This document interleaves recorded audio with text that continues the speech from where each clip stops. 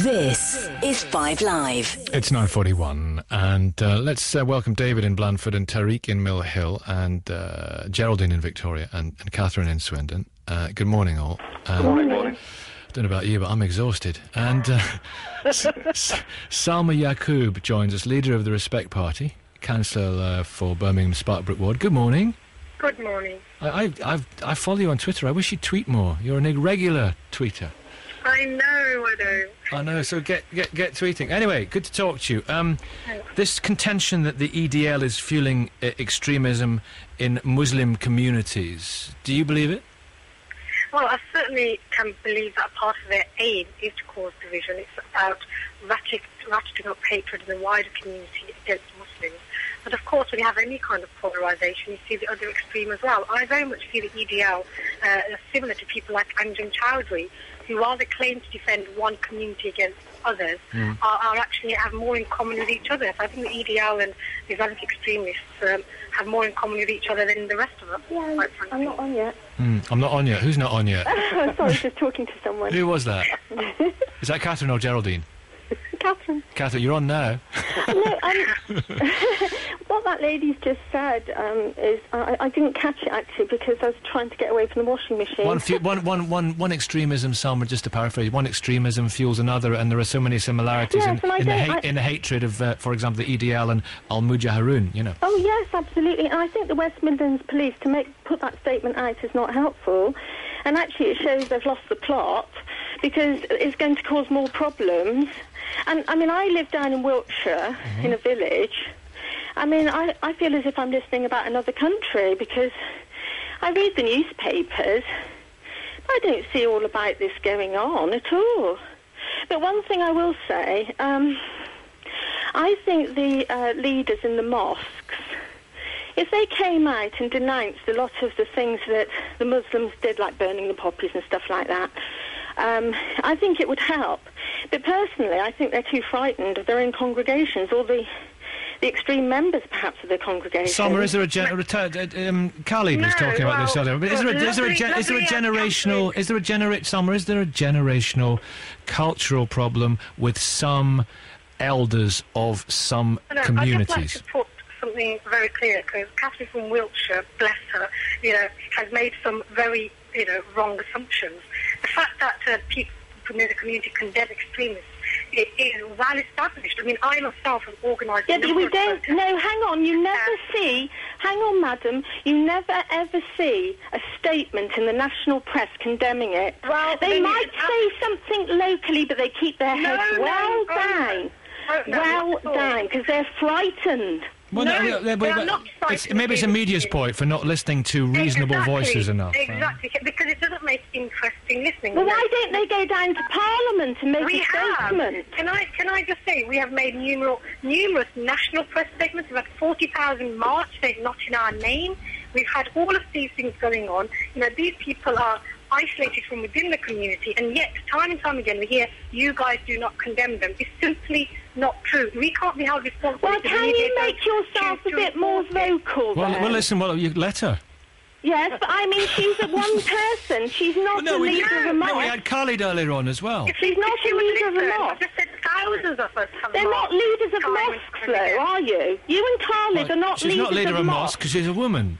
No, but she's not the leader of a mosque. The mosques send their coaches, the mosque leaders send out very clear statements.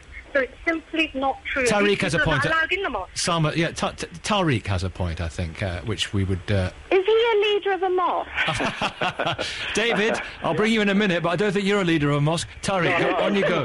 On you go, Tariq. I'm not a leader of a mosque as such. Do you know anybody who is a leader of a mosque that you would be able to put forward that would say that they decried... Listen, I'm sure some of his best friends are leaders of mosques. Well, let's hear what he's got to say. Please do. Thank you very much. Good morning to everybody. Morning. The issue is just not individualistic. There are so many things that go into the melting pot. The vast majority of it, I see, is that Muslims themselves have got to look at themselves. If you know Newton's third law, for every action there's an equal opposite reaction. We have got to be able to, as a Muslim community, to be able to engage with the wider public. We've got to stop allowing ourselves to be very claustrophobic. We tend to become a little bit too polarized. I am involved in a mosque. I am involved in education. You're not a leader of a mosque, are you? I'm involved in leading a mosque. The mosque leaders don't come out because, in my opinion, they are frightened. And perhaps the leaders of We are not frightened. I am not frightened to say what I feel. I am not frightened. No, but you're not a leader of a mosque, are you? What is a leader of a mosque? The person that are in charge of the religious education in the mosque. Those are the ones that keep very, very quiet. So what needs to be in a broader sense in terms of education? What needs to be done, Tariq? Wider we have got the Muslim community themselves. You see a wide variety of Muslims who like to cocoon themselves. You have a vast majority of people who are engaged, who are doctors, lawyers, and so on and so on. But the media is very, very... it likes to latch on to the negatives. But how often do you see the good stuff that Muslims tend to do in the media? Do you tend to see that? David, let's bring David in. Let's bring David in. We'll come back to Salma in a minute or two. David. Yes, Nikki. Actually, I think the government need to take some responsibility here because they have made it hard for me as a British citizen to actually feel comfortable here. Yes. Because freedom of speech has been taken away from me. There are things I can't say these days that I could have said 20 years ago. Here. And what do you want to say? Well... That you couldn't say 20 years ago? Well, there are certainly things religiously that we that have been threatened. Well, I'm a Christian, and there are certain things that we cannot do anymore. What? Probably go on street corners and try say what you want. Say what you want. Wait, Salma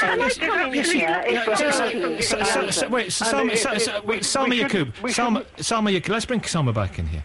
It's simply not true. We have this false victimization happening, this false sense of grievances. We're not allowed to do this, we're not allowed to do that. Of course you are. We do have freedom of speech in this country. Well, he's not alone when it comes to false grievance and false victimisation. Yes, lots of people are prone to that, aren't they? Yes, and I dislike it from any quarter. But to hear him say that as a Christian, he cannot talk about Christianity or shout at it about it from the street corner is simply not true. It's one of the precious freedoms that we have, and he's more than welcome to do it on any street corner.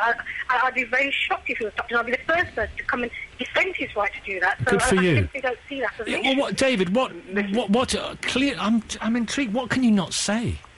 You can't wear a cross sometimes. You've been told off for wearing a crucifix. The BBC have actually victimised people for wearing a cross or a chain or a fish sign. When? There was that British Airways air hostess. Oh, a famous case, yes. That was ridiculous that she wouldn't wear a cross. I came out and publicly stated she should have had the right to wear a cross as a BA. Oh, bless you, from the Midlands. So it's very important that we're consistent about everybody's right to freedom of speech and freedom of conscience. It's not about doing it at the expense of anybody else. We don't have to whip up hatred against anybody in order to get our own rights. For me, it's about human solidarity and respect for everybody. Hello, Nicky, can I say something here? Of course you can, David. You can say whatever you want. I'm not going to arrest you. David, it's Tarek from... Oh, it's Tarek. I thought it was David again. No. What I wanted to say was the way Muslims need to engage themselves are... the lady saying... sorry, I didn't catch your name. The lady saying that mosque leaders need to make statements. That's not the way it should be. Mosques, there are so many mosques in the UK. What they need to do is to open their doors and allow the public to come in. They need to have special days when they open the mosque and people from the public should be able to go in and have their say. Can I come in here because I haven't spoken yet? Oh, is that Geraldine? Yes, it is. Well, here's the deal. What if I come to you after the travel news, Geraldine? Yes, thank you. Okay, thank you. David, take care. Thank you. Mind what you say. And Tariq, Salma, can you stay a few minutes? Just a couple of minutes. I'm running late for something at the moment. Well, okay. I'll come back to you after we've heard from Geraldine as well, and then I'll go to your many appointments. I'm so busy. Here's Nick Dunkoff. Thank you, Nikki. Southbound M5.